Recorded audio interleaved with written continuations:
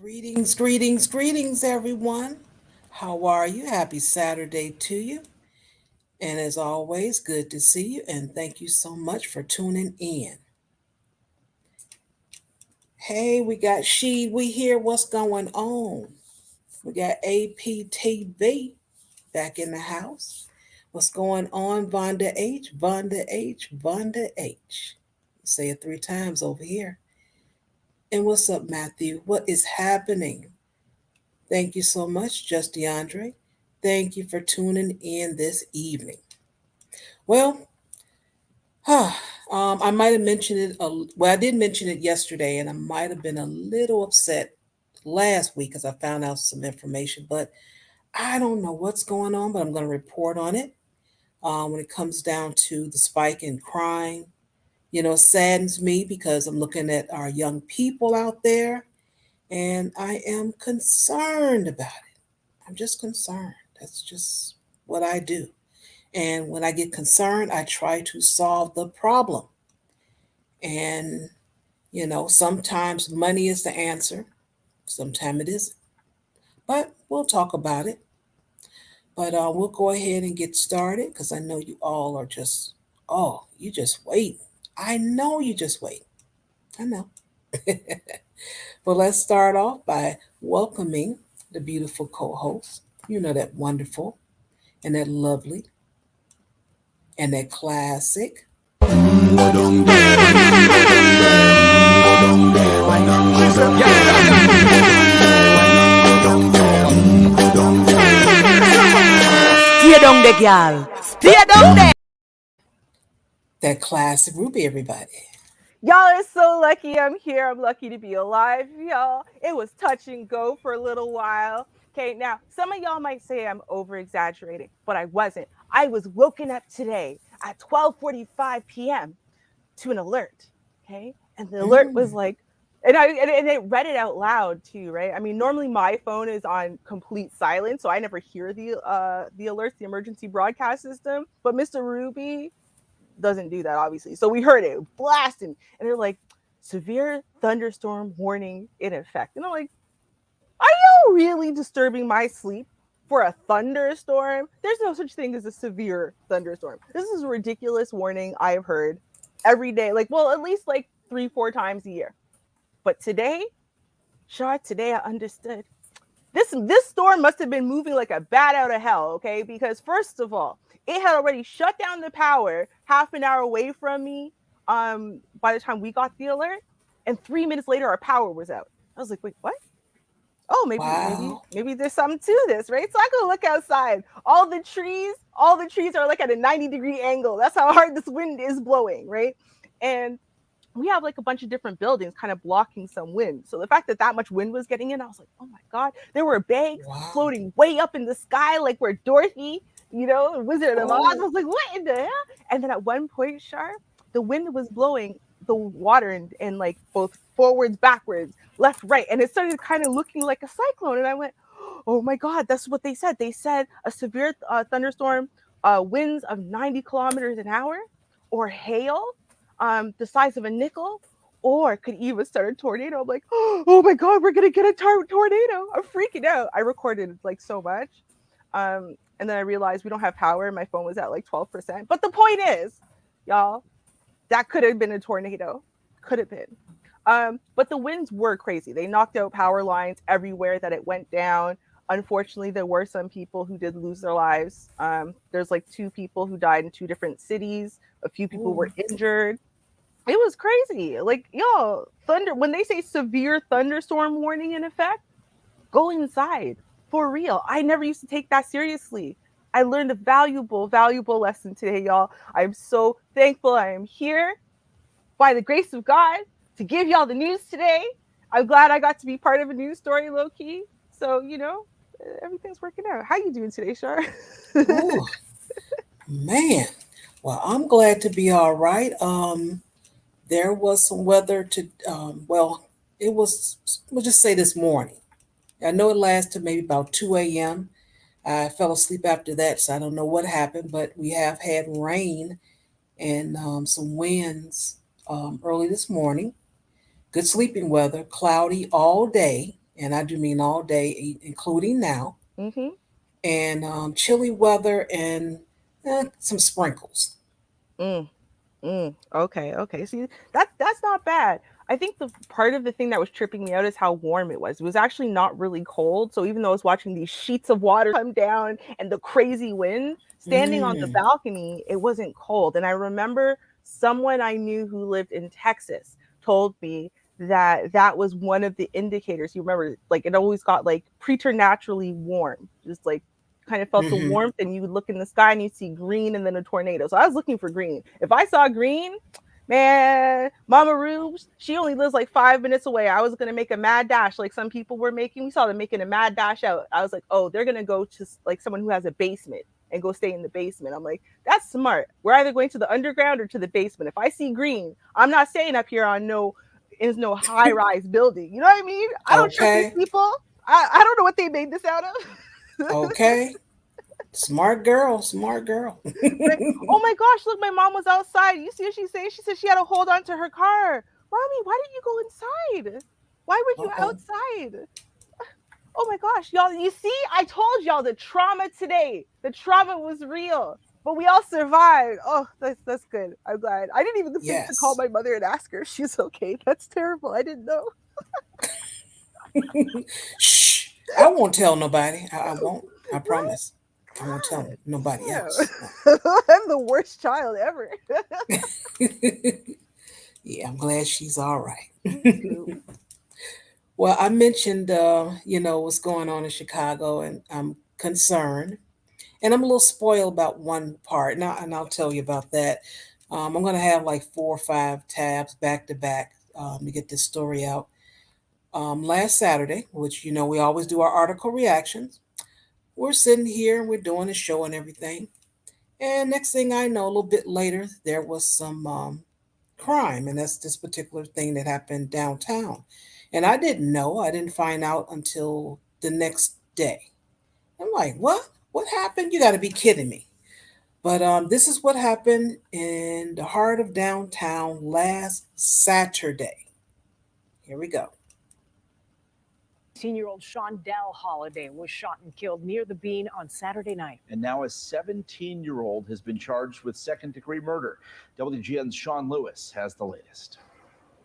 Marion Richardson's public defender tried to get this case moved back into juvenile court, saying that the state's attorney's office had improperly charged him. For now, the judge disagreed and will allow it to go forward in adult court. Prosecutors say the shooting stemmed from a previous incident. The shooting happened about 7:30 Saturday night, just steps away. Did you hear that? 7:30. So we were still streaming until 8. So this was going on while we were doing the show last Saturday. This particular area, this is where all the folks come out and hang. The dominant society, especially, they're going to come by here. They're going to take the pictures and pose. The people, the tourists, they're going to come by. This is a place that they're going to keep nice and clean, and they want safe for the dominant society. But let's see what happened. Away from the Bean and from a large police presence. The massive group of teens and young adults brought to Millennium Park from social media posts. The trend is what it is called, urging gatherings at specific places and times. While police were at the park, they could not stop that shooting that erupted from a fight. Prosecutors say it was the victim, Shondell Holiday, who jumped on the back of Marion Richardson and hit him in the head. The two had prior dealings from a different trend that spilled over to Saturday nights. Another male approached the defendant at the same time and appeared to punch at the defendant's head. Defendant Richardson then took out a handgun and shot the victim once in the chest. He was very intellectual. He was never contentious. I never had any behavior issues out of Shondell. Vondell Singleton runs Champs, a mentoring program for young men at Gary Comer College Prep. Shondell Holiday, a freshman, was a part of it. He wrote his 10 goals at the beginning of the year.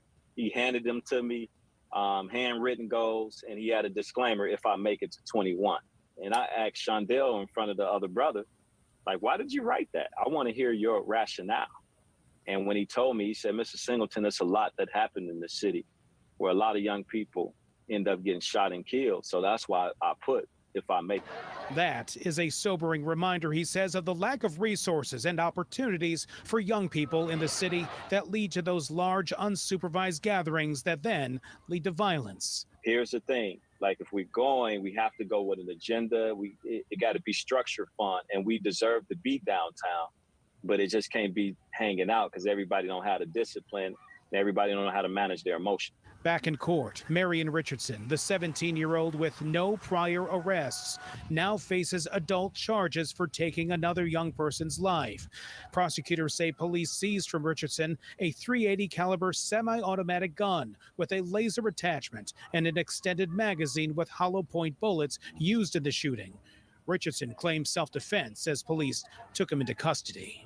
Judge Mary Marubio ordered Richardson to be held on $250,000 cash bond. If he is able to make that bond, he will still be on electronic monitoring. Richardson's next court appearance is scheduled for June 3rd.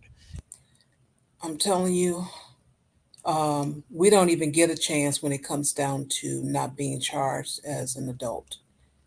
We see this all the time.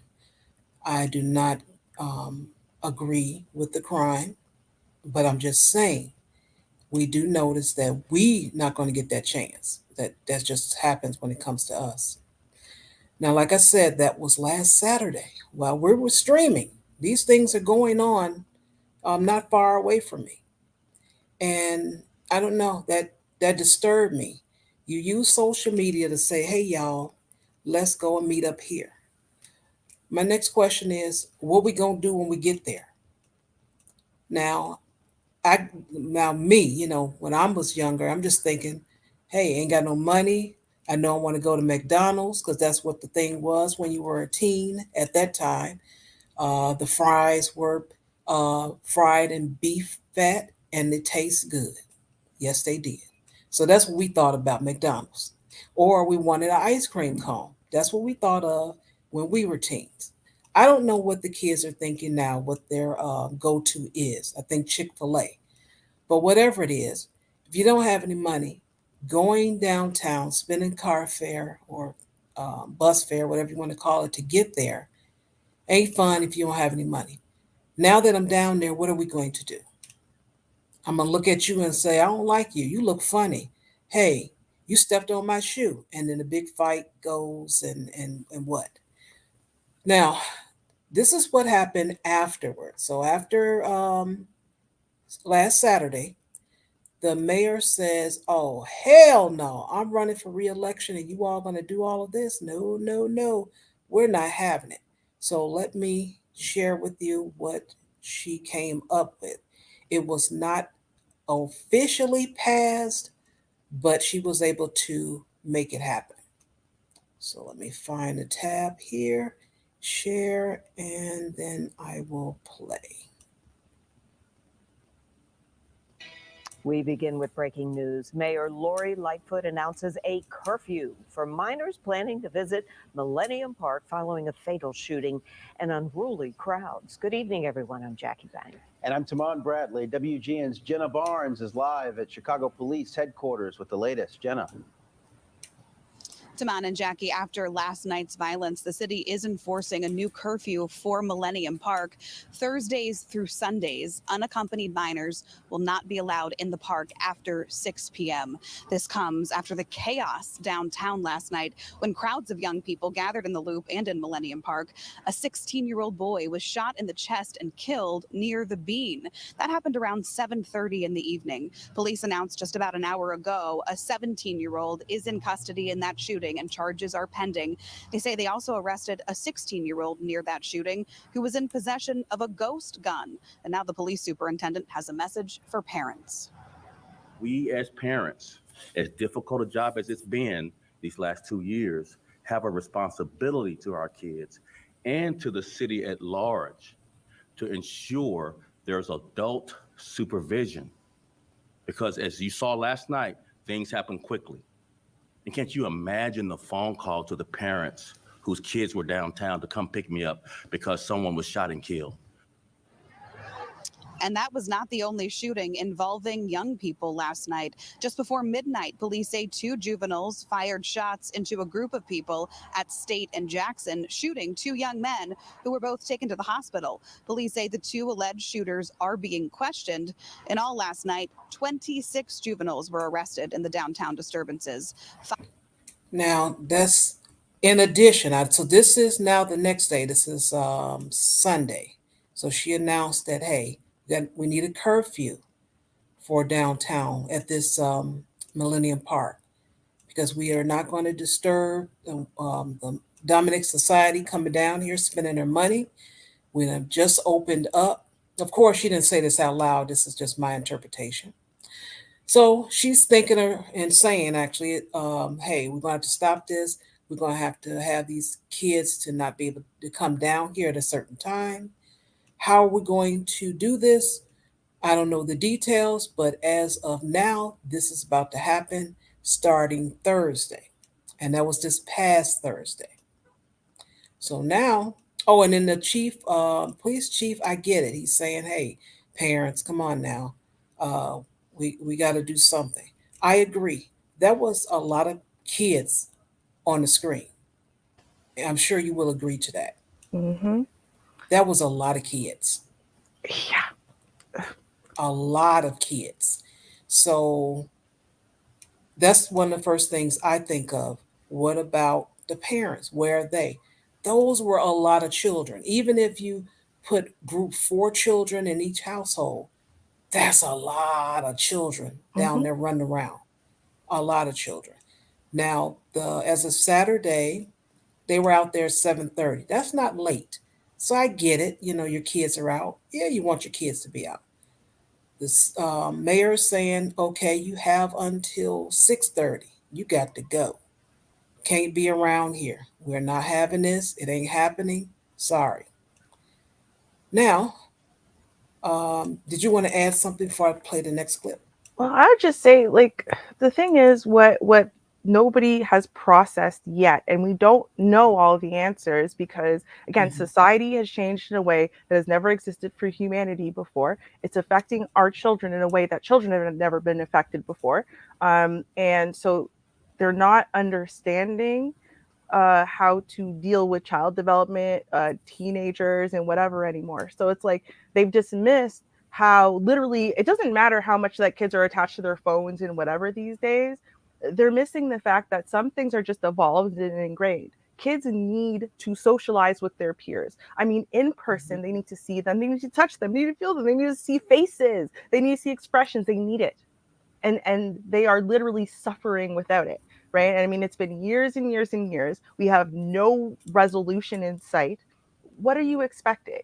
I guess that's ultimately what it comes down to me is like, what are you expecting? Do you think that they're not adults, right? They're kids who need these things to literally survive. They need these things to literally grow and develop. Their brains will literally get stalled. Their development will literally get stalled forever if they don't do some key things at key times in their development and their ages. So at this point, you know, they have to rebel to get those things. So I'm surprised, honestly. I'm surprised it took this long for it to get this bad. I'm going to be real. I thought it would get this bad last year. Okay. All right. All right. So this next clip I'm going to play is from when it goes into effect, what the mayor suggested. And this is actually Thursday. So let's hear from the mayor. I think it's a clip in here from her. Tonight, a new curfew for unaccompanied minors goes into effect at Millennium Park. We know Mayor Lori Lightfoot announced she wanted to make this change after the weekend we saw of chaos and shootings in that area. CBS 2's Mugo Odigwe live for us right now at Millennium Park. And Mugo, the new rules start tonight.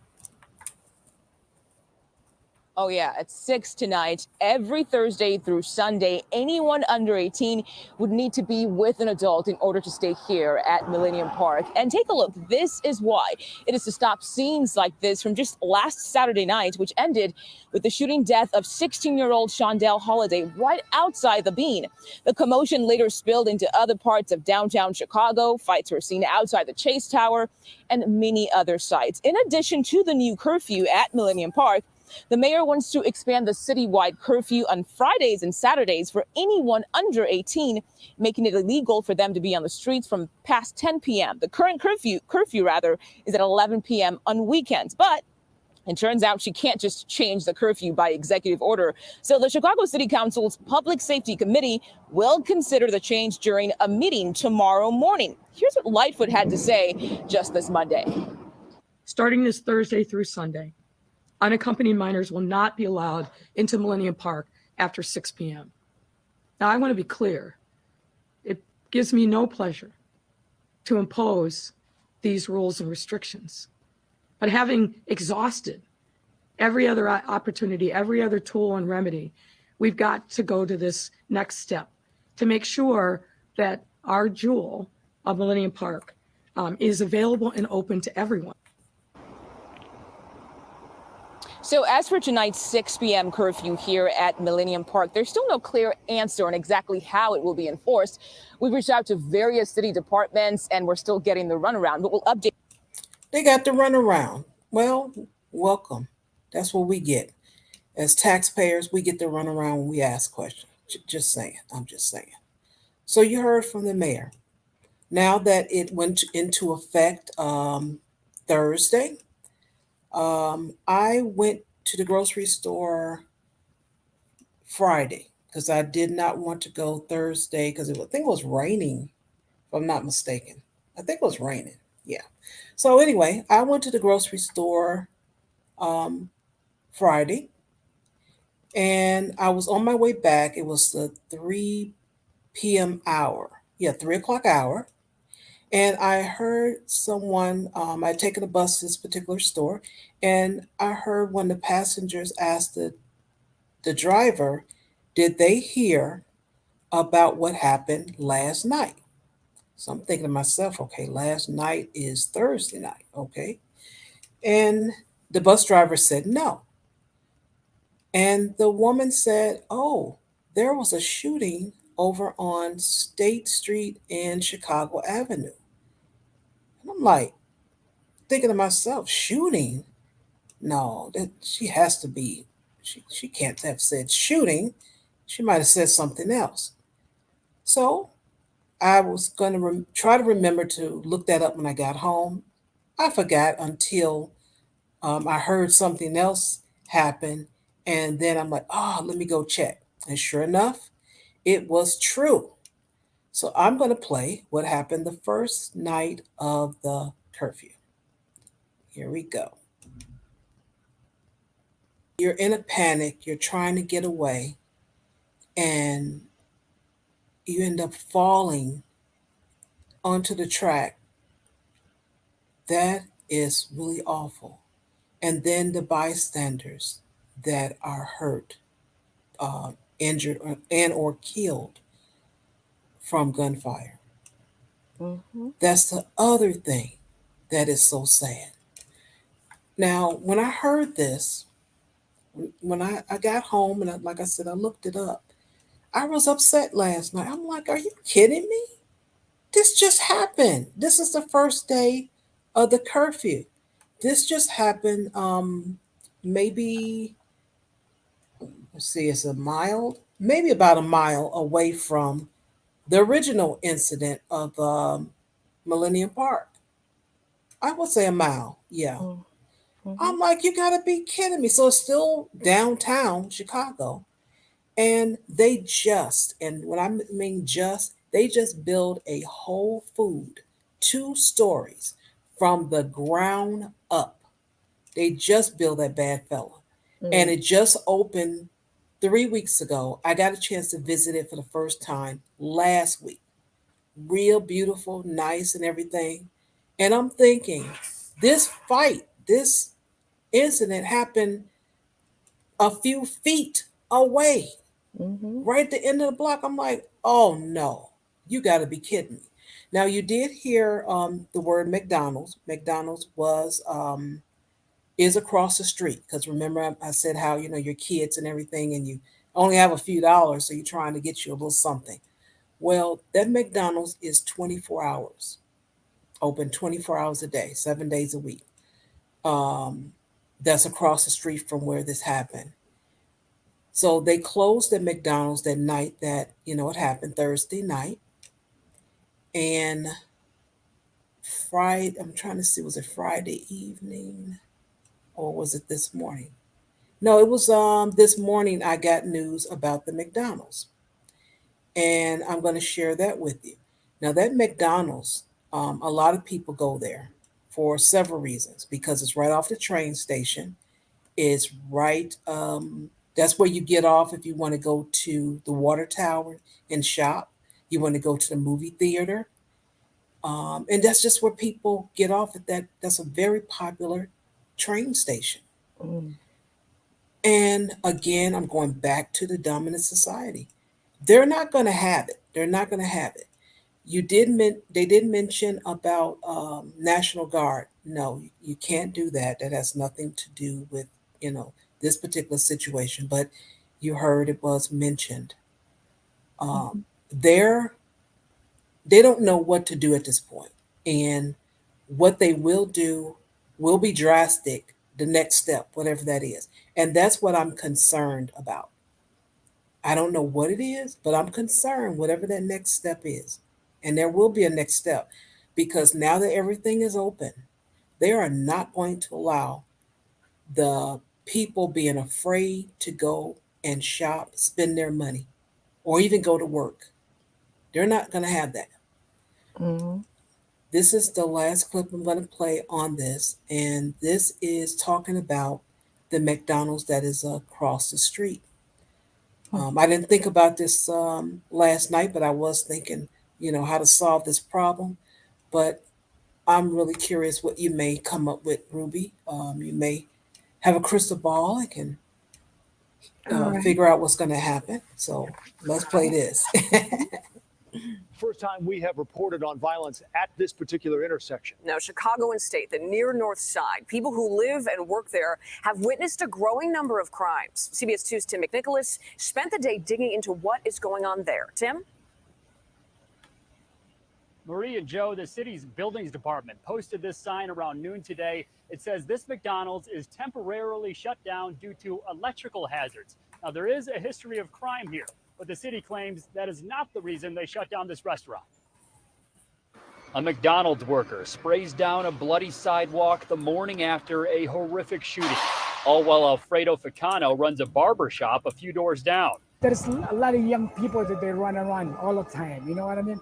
They're fighting once in a while and this, but it's never been this bad. This is ridiculous. We've reported on crime on this block for years, including physical attacks on McDonald's security guards in both 2019 and 2021.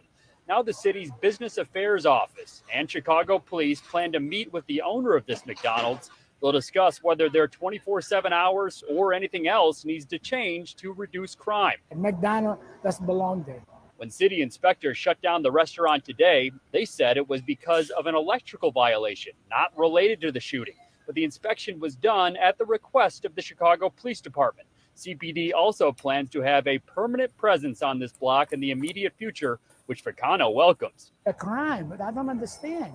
They got to do something. And it's not just the McDonald's. We've also reported on 2 stabbings this year at the Red Line station on this block. And city data shows since 2018, it is the second worst block for violent crime on the entire near north side. Still, Ficano isn't going anywhere. And I've been in this neighborhood all my life.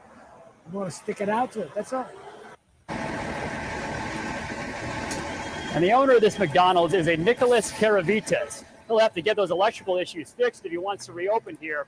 I called him today. He picked up and he said, I'm busy dealing with something right now. I can't talk. And then he hung up. Later, we did hear from a source close to Caravitas who asked to remain anonymous. And he said that this restaurant has never been shut down for violations before. And they question today's violation. Live in Chicago. And Well, of course. What a coincidence. What a coincidence. Oh, it just happened to be this particular day. Yeah, right. Right. Of course not, because if it had been shut down for these hazardous conditions before, the hazardous conditions wouldn't exist because you would have had to fix them to reopen. Like, y'all think you're slick, right? you think you said something right there, right? Oh, we never closed down for this exact reason before. Really? Right. Wow. Bet you've been closed down for something though. Now that McDonald's was just rebuilt from the ground up. What was that remodeled?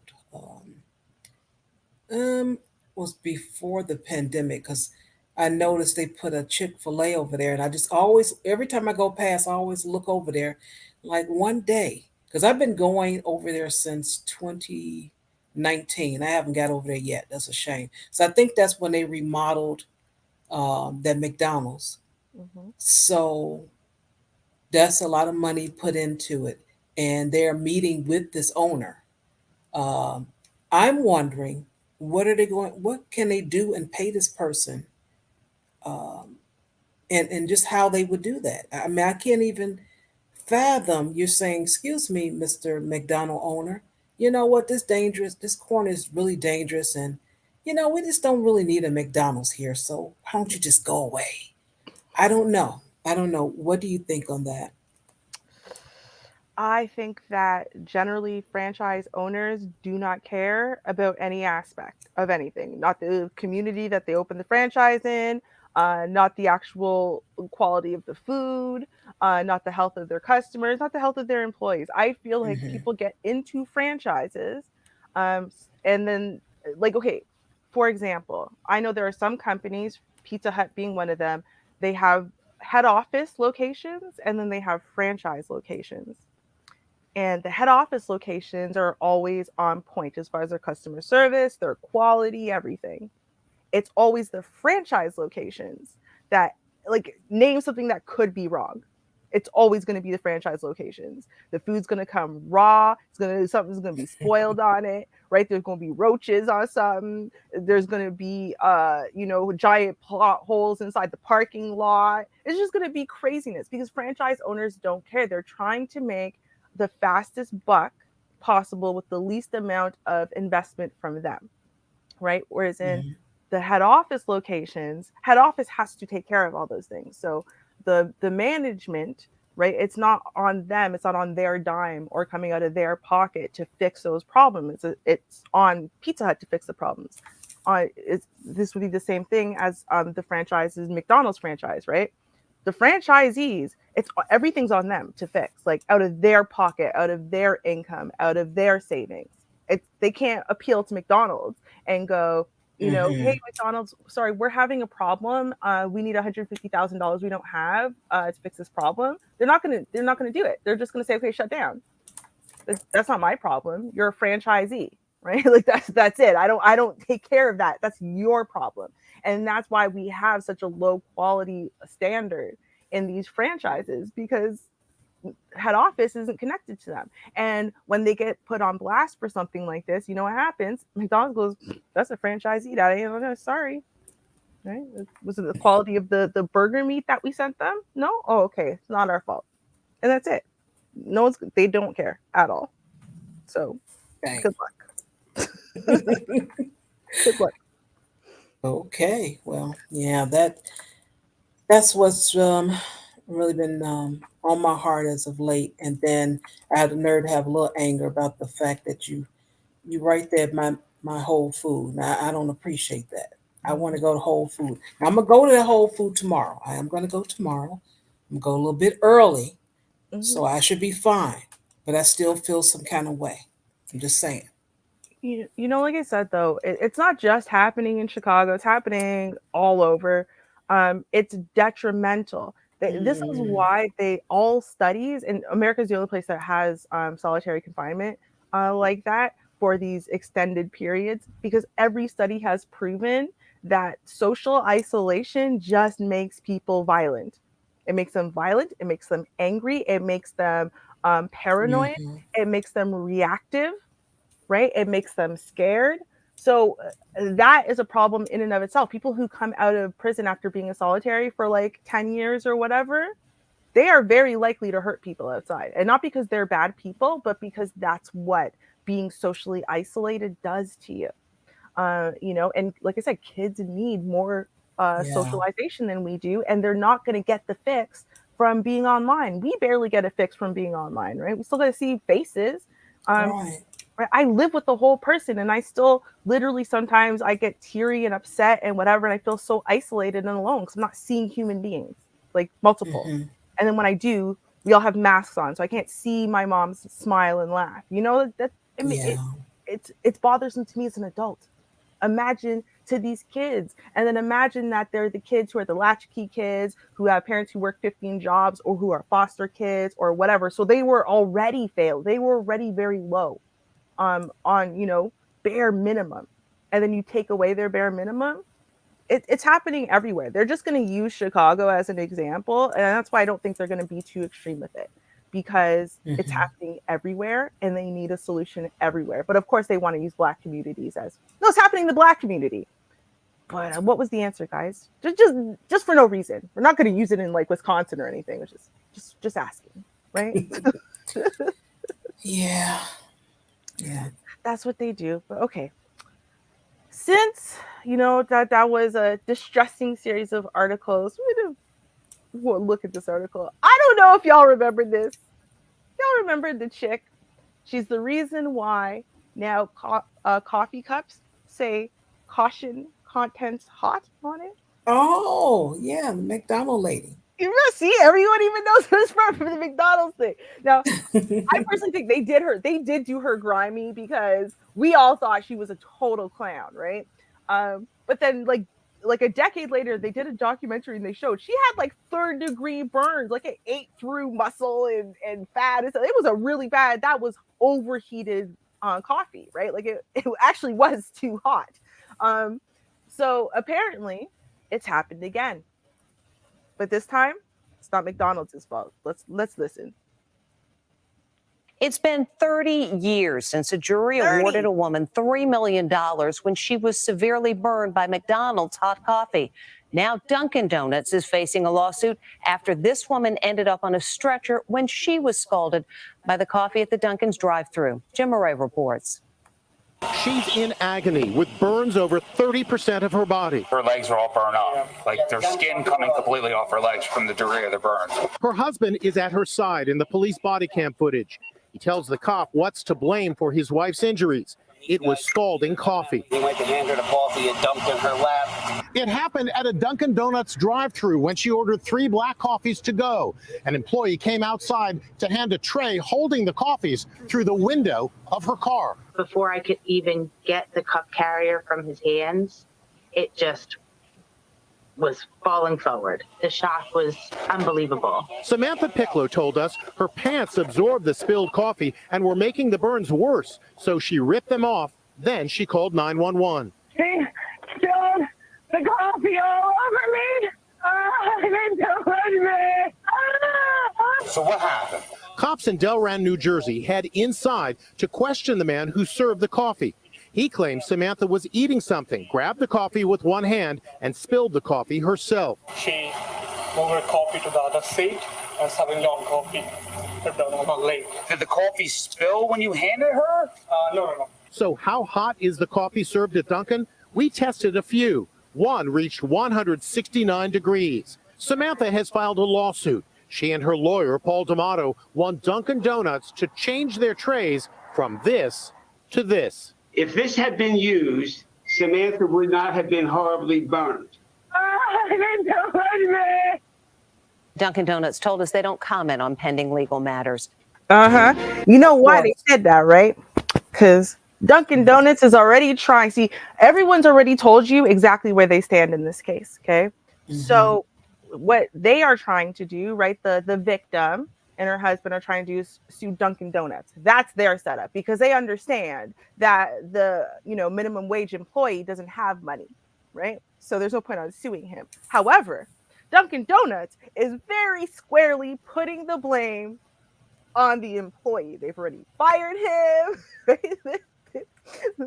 They had no problems making statements that they fired that employee for dumping that coffee on that customer. I wonder what the Dunkin' Donuts defense is going to be. Right. Well, see what happened was, Right? Like these people are shady as hell. Shady as hell. They were all setting it up. I'm like, oh, they set it up perfectly. Like this man said, I actually believe him. I do. Yeah, I I do believe too. he handed it to the woman because that's what you do when you're handing something to someone. It's like an automatic thing. You kind of wait to make sure they got it. You normally even ask, "Got it?" They say, "Yeah." So she had it at first, and then she tried to do something. She tried to, she was trying to maneuver this thing around to get it onto the seats or whatever, and maybe the cups weren't in firmly into it or whatever. And so when she did that maneuvering where she should not have taken it for granted that they're like glued into the tray, they fell out of the tray, especially if they were taller cups. She wasn't paying attention to balance, fell on her lap. Mm-hmm. This is not the employee's fault. um I mean, it's black coffee. I've spilled hot coffee on myself. I've burned myself while cooking. I I mean, how hot was this water? You know what I mean? Like I feel like in the case with the McDonald's case, they proved that it was superheated water. There's no way that should Yeah. have been served because of how hot it was. Like coffee's not that hot because for it to have eaten through her leg, or she needed multiple surgeries and skin grafts and whatever, like that's not a normal amount, right? So I Right. don't know. But this chick, I mean, she's already given interviews. I don't know how long ago this happened, but I don't know. I didn't see any pictures of her devastating burn. So I'm just saying. I'm just saying. I usually figure, it's been 30 years. It's been 30 years. It's about time for another one of these, right? Okay. Dang, come up. Okay. No disrespect, but I'm just Right. saying. Dang. All right. Any Power Ranger folks out there? You guys enjoyed that? Your kids enjoyed it? I Yeah. don't know. Oh, okay. You all familiar with it? Yes. Okay. Well, what I always say is the money you make, you can have a big come up and all that, and you make a lot of money, but it doesn't last your entire life. So if you don't have a pension, you're not going to get no check. That's just it.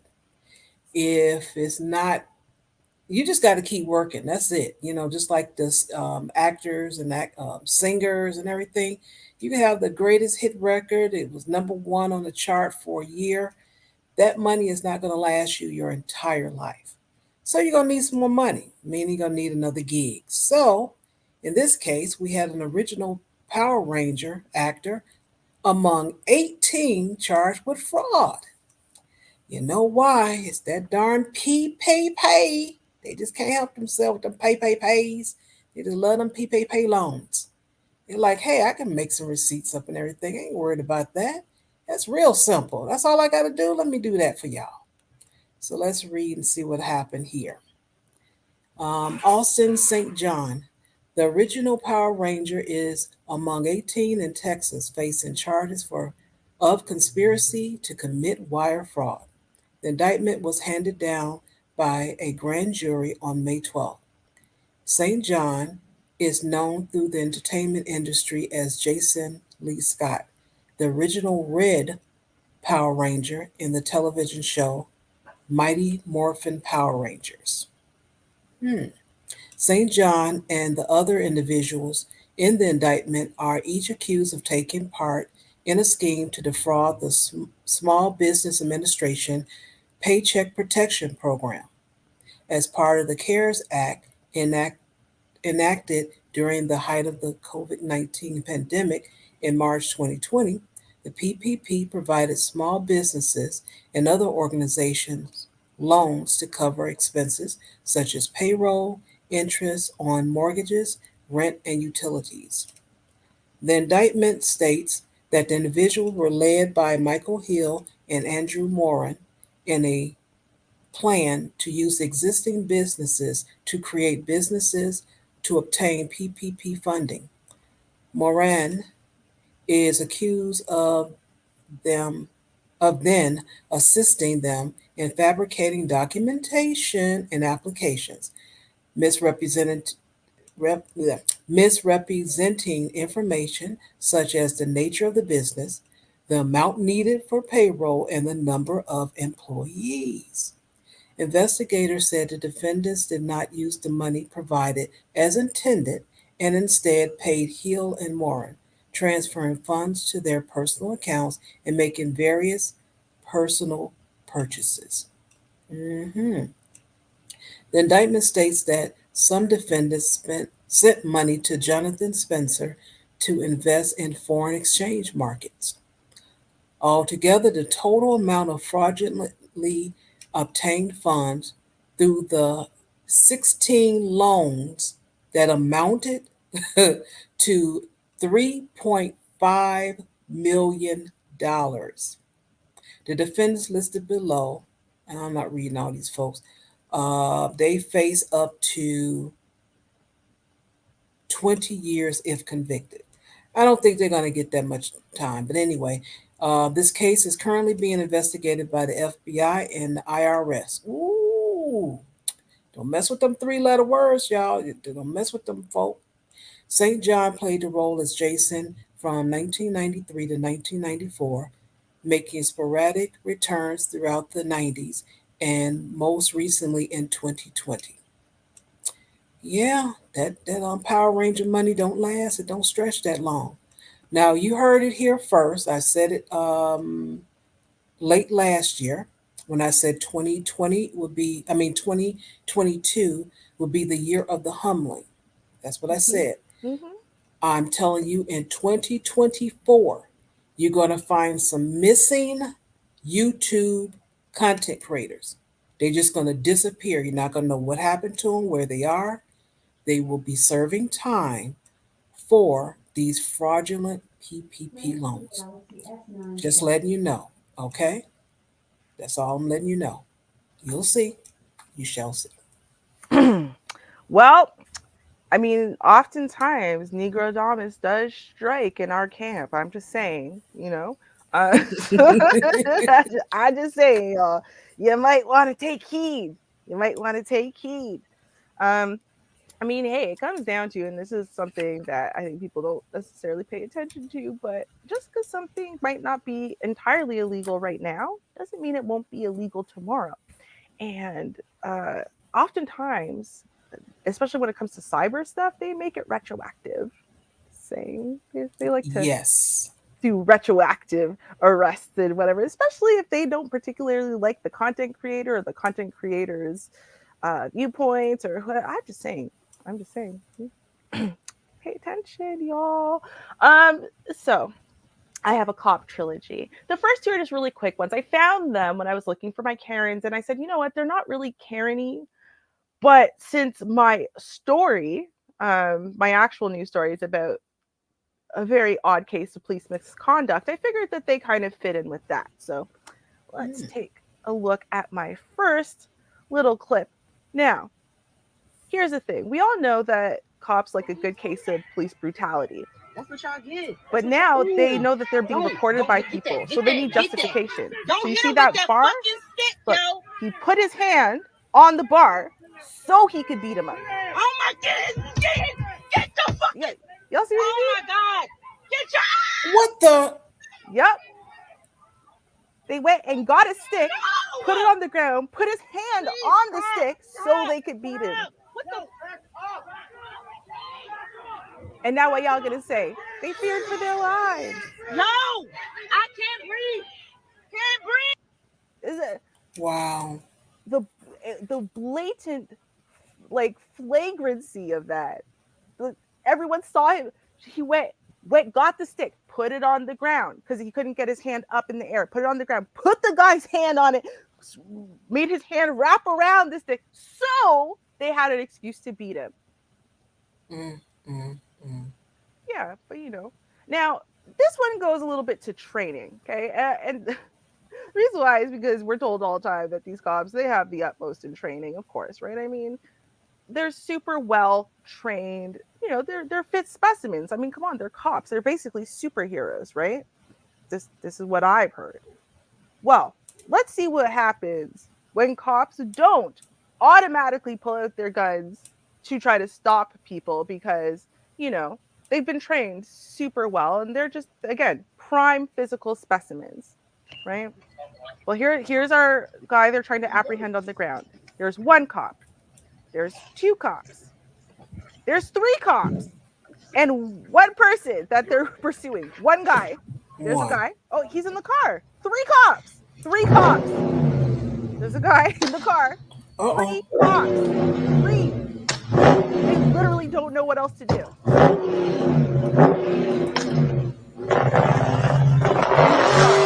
They don't know what. They're all standing there, all three of them in the street doing nothing, bumbling around like morons because they literally don't know what else to do. They have been doing their job by just shooting people indiscriminately for so long that now that they can't do that, they don't know what to do with themselves. Like they're like, isn't that something? Isn't Oh that my amazing? goodness. It is amazing. That is so true. They were just so confused. They're like, this taser doesn't work. What are you going to do, Bob? What are you going to do, Jack? What are you going to do, James? They put all of our weight on him, and he's stronger than all of us. How is he still moving? I'm so tired. Buddy over there, he wasn't even near the suspect anymore. He was just trying to catch his breath. None of them had the energy to walk to a car to, I don't know, maybe pursue the suspect. I don't know, right? Like, dude, okay, if you say that training has been sufficient thus far, that's all I gotta say about that. But here is our real police story of the day.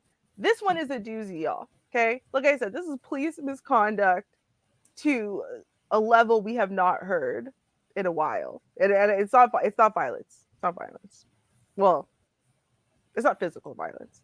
The latest in a string of scandals in the police department is drawing a fiery response from the mayor. And as KPIX5's Katie Nielsen reports, the department was quick to do some damage control.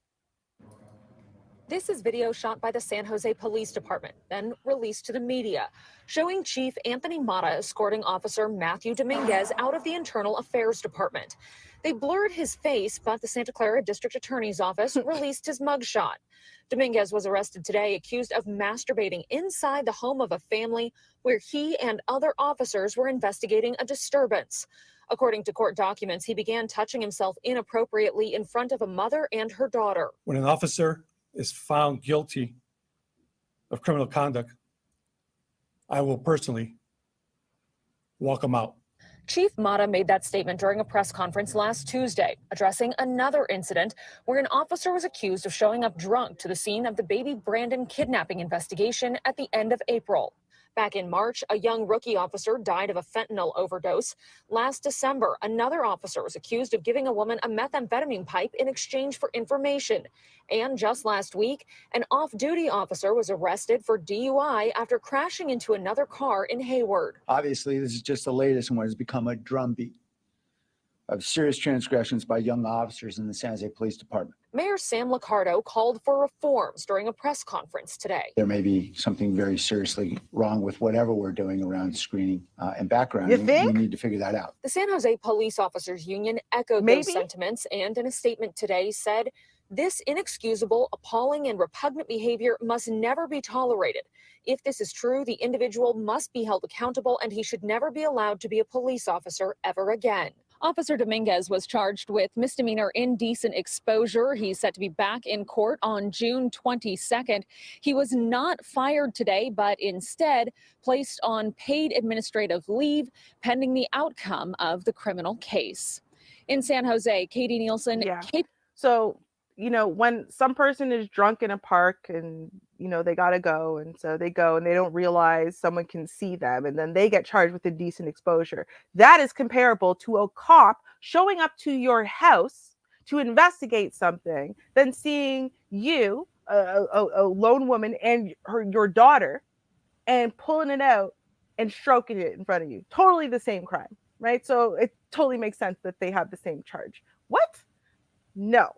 And then that was the laundry list. Y'all listen to that list. That is the laundry list they are willing to tell you because they have no choice because it already made the news. That's just what we heard about already. So imagine how many things we didn't hear. And then they're blaming it all on all the young officers.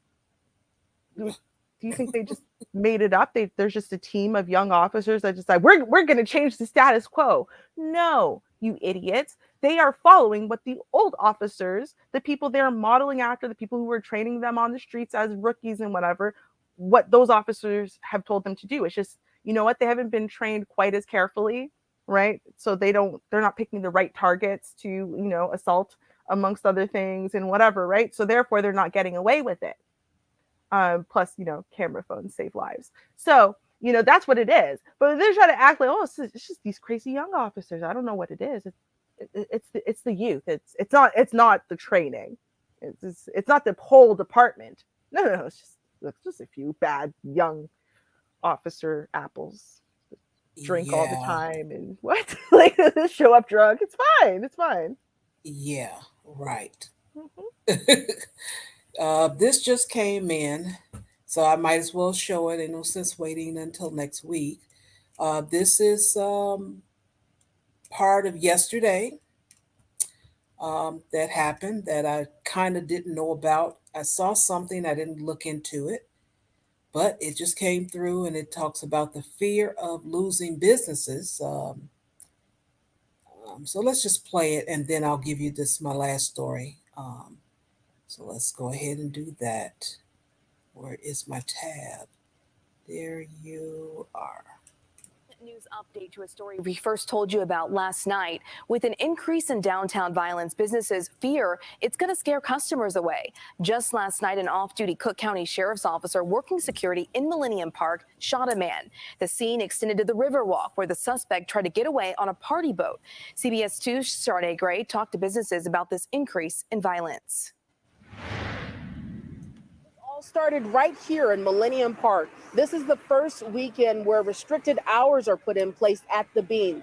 Visitors under the age of 18 must be accompanied by someone older than 21 after 6 p.m., but that didn't stop bullets from flying last night. The scene started here, but it ended on Riverwalk near several businesses.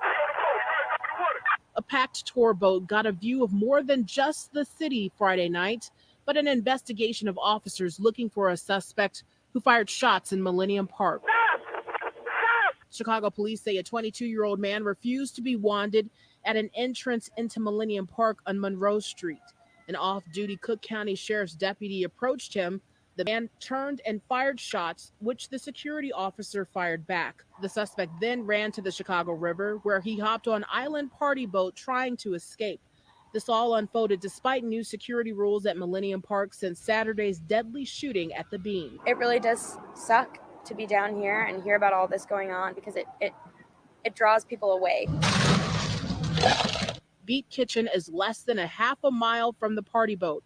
Lily Stein, manager of Beat Kitchen on the Riverwalk, says an increase in violence drives away business. The violence definitely does draw people away from down here, which really is hard, but I want to emphasize the fact that we do have a large security presence down here, and that is really helpful. Less than 24 hours later, Chicago Police Marine units searched the Chicago River.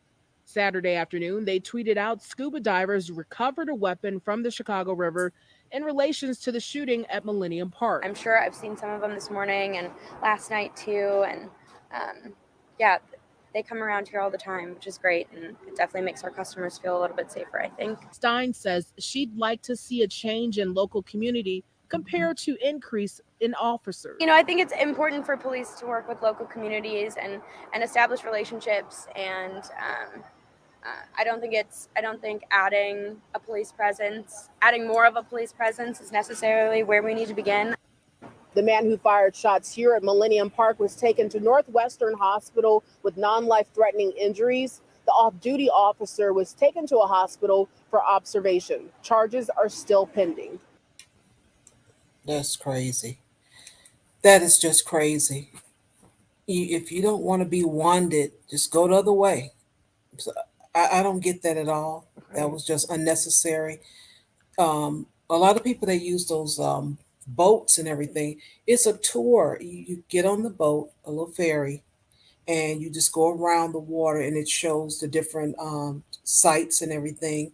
It's really nice. I've been on it before. Someone I met in traveling, he came in Chicago and he wanted to go on a tour. So We went there, and I kind of was laughing at myself. I'm like, man, I lived here all my life, and I haven't even done this.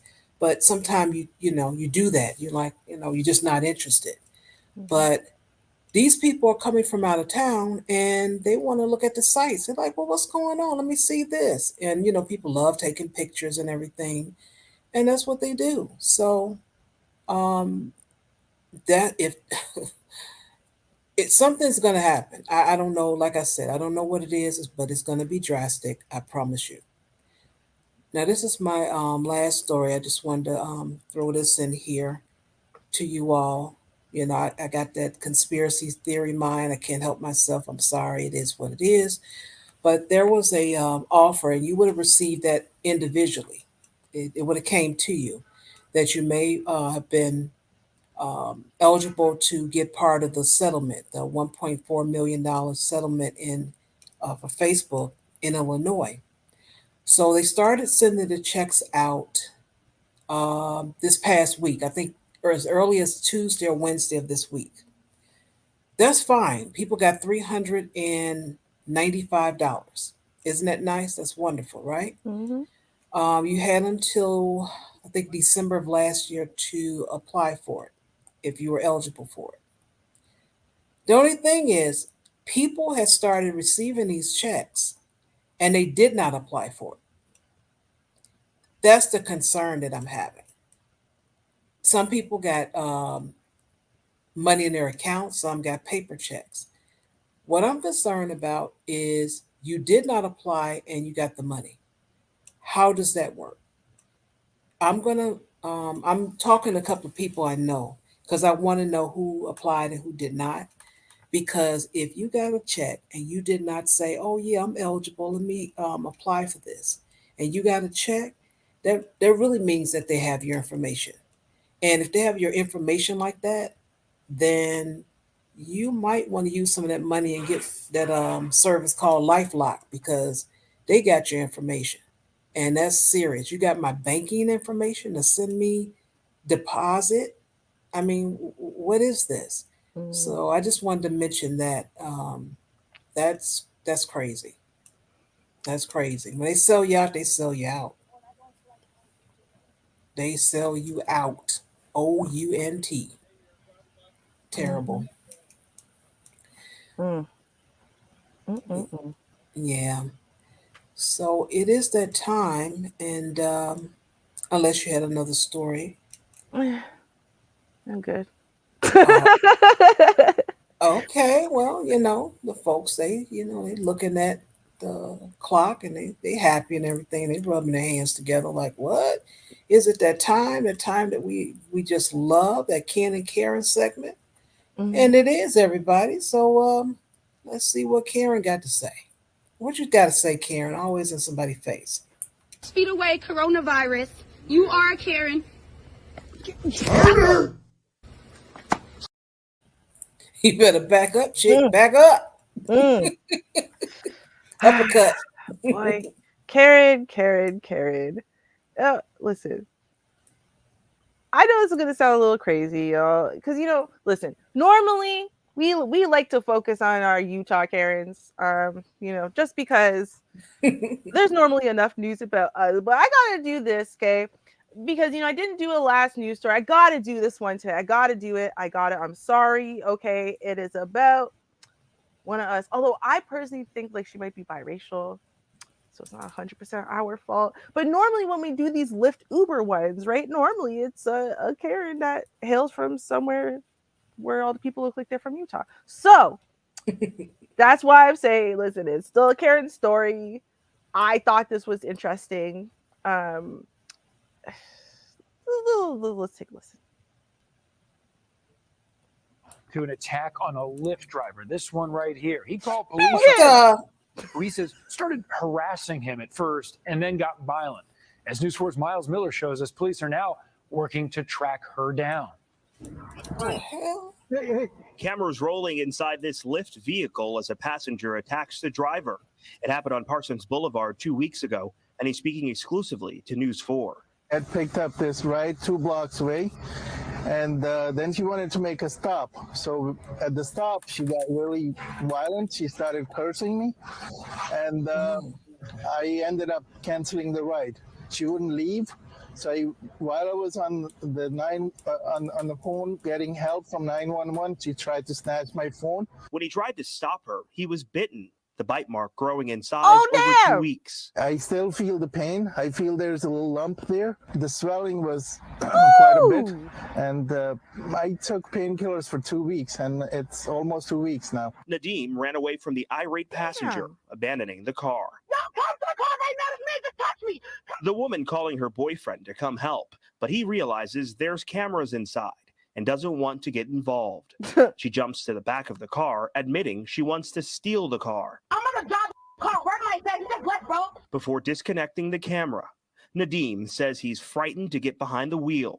People are a lot more aggressive, and their physical attacks, verbal attacks. 2 weeks after the attack, I was told that the case has been closed. News 4 obtained this police report showing the case was closed and no canvass was conducted by the responding officers. NYPD has refused to pursue the case. He called police today for an update, and when News 4 got involved, detectives amended the report, reopening the case. Neither the TLC nor Lyft responded to News 4's request for comment, but we do know detectives have now been assigned to this case. It's been reopened, and they've met with the driver. At police. Amazing. Wow. So they closed. Why do you think I say I think she might be biracial? Okay. Because when does that happen for our people? Never. They just close the case. Assault 3, misdemeanor, slap on the wrist. Don't even have to show up for nothing. Don't even tell the victim. What? Where they do that at for us? Okay. Wow. That was just animalistic. I mean, biting folk. Right. Somebody tell you to go, don't want you, just let it go. Shoot, people get rejected all the time. I'm saying, Oh, girl. my goodness. That's what I'm saying. I'm like, I honestly couldn't believe it. She bit him. Like, I know that sounds crazy, but I'm like, when you see, you can see exactly what her teeth look like. Like, she bit in hard. Not like a little bite. Like she was trying to take out a chunk of flesh, and it scraped through the sweater he was wearing. It scraped off skin even, and they just went, oh, a little minor bruising. What? Wow. Oh, damn. Yeah, so she definitely deserved to be part of our Ken and Karens, because girl, you have to put the stop in the Uber app. You have to. You cannot just say, oh, since we're on the way, you'll just stop here quick. Like, you can add a stop along the way. You can add as many stops as you want along the way, but you have to put it into the app. He can't just independently choose to stop. He can't do that. Right. Like, you bit the man and want to steal his car, all kinds of stuff, because you don't know how to follow basic rules. Okay. Got it. Psycho. Right? God damn. Who's raising these children? Obviously nobody. Again, I was gonna say, who's raising them? Nobody. Nobody's raising these kids, and they do not have enough socialization, and we're just gonna see it get worse and worse. That's all I'm saying. Now, our next story, guys, features, normally when we're in a store, we're talking about Karens, right? We're normally talking about employees coming and harassing, or sorry, the customers coming in and harassing the employees. But what happens if the Karen is another employee harassing an employee? Oh my goodness. As you can see here, what does it say? Give me back my AirPods. All right, let's see what happens.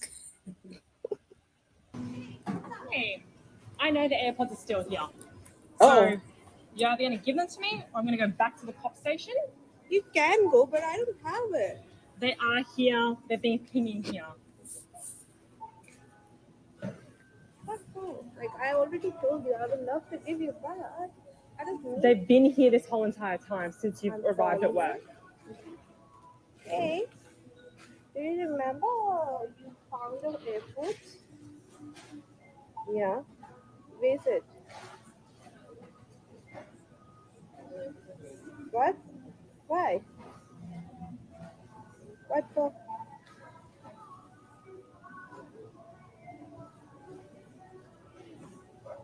Mine headphones. Which pocket? You don't know?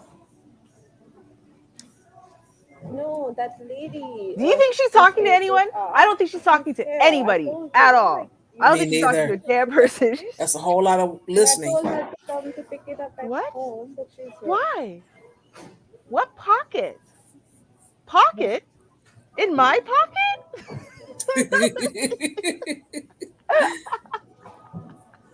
All right, you made it so messy. Thanks, but so what he said, he put it in my bag. See? And took my AP example. So I wasn't afraid of that. For me, it's in his stuff. Okay, yeah, but for me, I know that they've been here all day, so I would I really like wasn't them. sure. Yeah.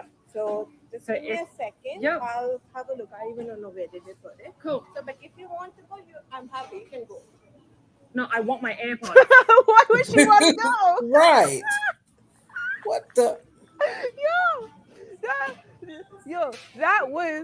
That was beautiful. That was some ignorant. She's smart though. She's like, okay, you know what? This chick's not gonna go away. I don't get the free AirPods. All right. Mm-hmm. All right, fine. If I can't get the free AirPod, how do I get myself out of this without being like, yeah, I stole them? Like, how do I get myself out of this? that's what this was. How do I get myself out? Oh, let me call him. Who's him? Because that screen was staying mighty dark for a screen that you were connecting a call on. That's all I'm saying is. And you did a whole lot of listening. A lot, right? You didn't explain nothing. Shouldn't you have been needing to explain stuff? You're the one who's there. Oh, Right. well, you know what he said was? He said he put it in my bag. What? So you call and say, you know those AirPods that you found? Where did you put them? Where did you put them? What? Why? Right? Nothing to do with her. Bro. Karen's come in all shapes and sizes today. That's all I gotta say about that. All right, now this I thought was amazing. It's basically saying, if you know, they say happy wife, happy life. Mm-hmm. Well, this is what happens when you have a Karen wife. Mm-mm. The Karen versus Jerry. Jerry, just back up. Jerry, stop going forward.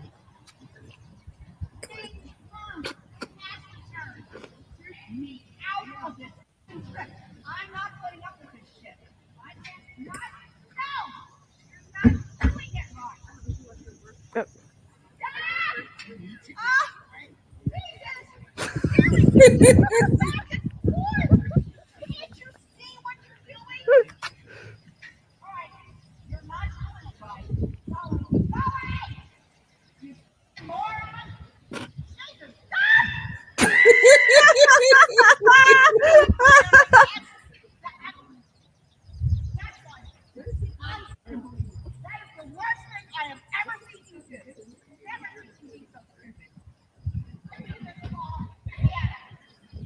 Someone say Jerry.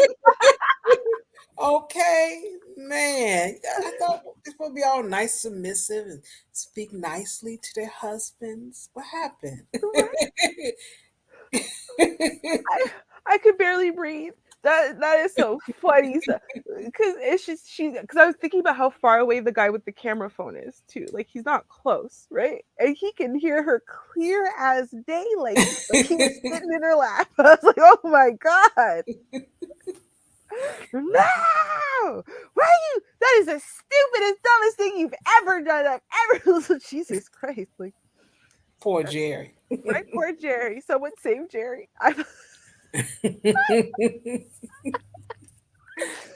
People are feisty. That's all I got. People are feisty, but they're right. Now I'm gonna tell you what the title of this one is on Reddit. It says crackhead Karen thinks she knows everyone in the condos and tells a guy he doesn't live there. Why do we keep hearing this? Why does Karen feel like she knows everybody where she lives? And if she doesn't, she has a right to. Like, right. What is this?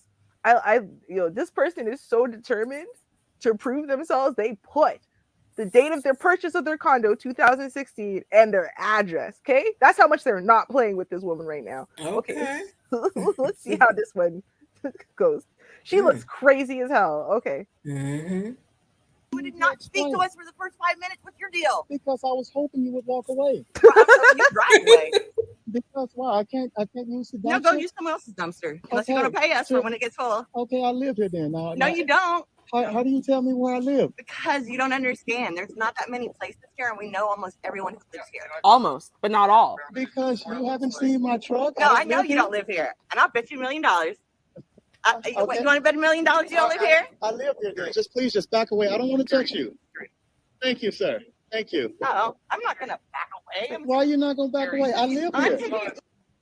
Is her name?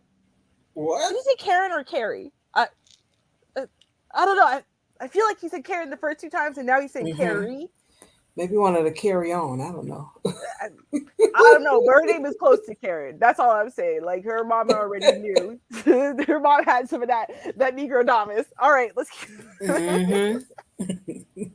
No, I'm just going to take your picture since you took mine. You're so cute. Thank you, ma'am. Okay. But I live here. What was your name? My name's Carrie Atwood. Okay, Miss Carrie. And I live here, and I'm not paying extra for trash. It's not mine. I live here Come as on, well. man. I don't have a job and shit. That's all the reason I asked. I live here as well. I'll answer Okay, your well, then question. why don't I help you empty that, and you can walk to your house with you? Why do you need to walk to my house? If you want to help me, please do so. I would love it. Only if you tell me which number. No, you go. I'm not crying right now. I live here, okay, to answer your question. One? It's not your business, ma'am. I do. Y'all saw that submissive move right there, right? Oh yeah. Now this white man husband, he told his white wife, he said, "Baby, let's go," and she said, "No, you go. I am staying here." That seems very submissive to me. Very. I mean, I was just told the other day that I was incorrect in saying, no, whatever issues that the modern black man has, the modern white man has, because this is the way modern society is, like in the Western world. And I was told, no, it's less frequent. It's less frequent than the other demographics. Well, I don't know. What do you think? Does this seem less frequent to y'all? I don't know. I'm just saying. But you can barely find an example. I'm like, well, we find like a minimum of 5 every week. But okay, let's keep watching. Okay. Live here. If that's Which floor? It doesn't matter to you. I don't have to tell you all You're of that. lying. If you can't prove it, you're lying. Why Where's is your that? mail? Is this right, sir? No, I'm his neighbor. Okay, please take your neighbor, please. Well, I live here. You don't live here. Yes, I do. Buddy. Okay, let me see your card sticker. What's wrong with her? Is she okay? No. Nope. Well, I'm telling you, I live here. Why would you flip me off? You're annoying and you don't live here and you're not being cool and real. Okay, what's You're not being totally cool? fake. Okay. You're totally fake and it's not cool. Because I'm telling you, I live here? And you don't. And you're lying your butt off and you're just using our trash dumpster, but whatever. Okay. Karma will get your ass. Yes, ma'am. Sorry for the inconvenience, okay? Yes, ma'am. Yes, ma'am. You too. I live in unit 65, just to be exact.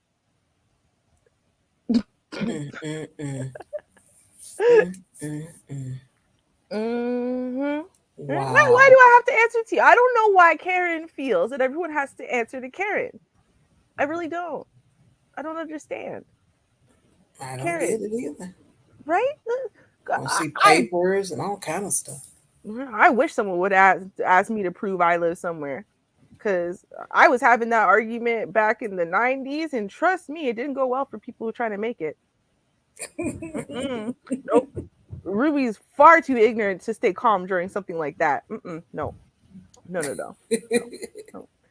Now, y'all, I'm going to show y'all, right? We're going to close off the Karens with a little interesting retribution tape. So I was going to show y'all a couple, because here, let me just show you the first one. Now, this one's interesting, right? Now, this is normally what you see when you see Ken on Chad action, right? As you see, Ken picks on what he thinks is a smaller, weaker type of Chad, right? And he's going to intimidate him into submission. right? Because he can't actually intimidate his wife into submission because, again, modern society is not really about that life. So he's going to try with this poor little blonde-headed kid. Let's see what happens. I mean, you're not doing nothing. You just like this nigga. Okay, now, little Chad over here called him a bitch nigga. I'm not co-signing Chad's words. However, his follow-through is excellent.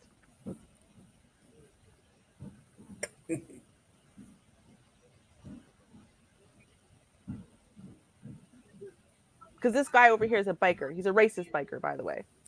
Now he pushes him. Oh, permission. Thank you. Boom. Oh. And he put his hands up. He's like, yo, I'm good. He gets his food. He's done now. Okay. He just had a point to prove. That was it. You ain't gonna intimidate me. You ain't gonna scare me, bitch nigga.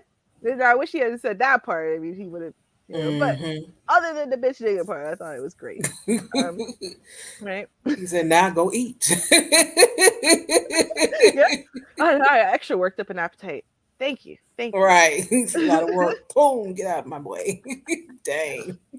Right? Now, this was crazy, Char. And the reason why I say it's crazy is because of this. Like, y'all think that, for some of y'all think church will do something for you or save you. Some of y'all look at your pastor like he's some all-powerful being or something. That's not necessarily true. I'm going to illustrate this case for you. Now, you can keep your eyes on Buddy in White. You're not going to miss him and what he does to the other head in the screen. What's interesting is what Pasa does up here. Oh. And this is honestly, I've been cracking up about it all day. Y'all, if this ain't the most whatless response to a fight I've ever seen, in my church, no less, that I've ever seen. My God. Okay. To eat. And we have come.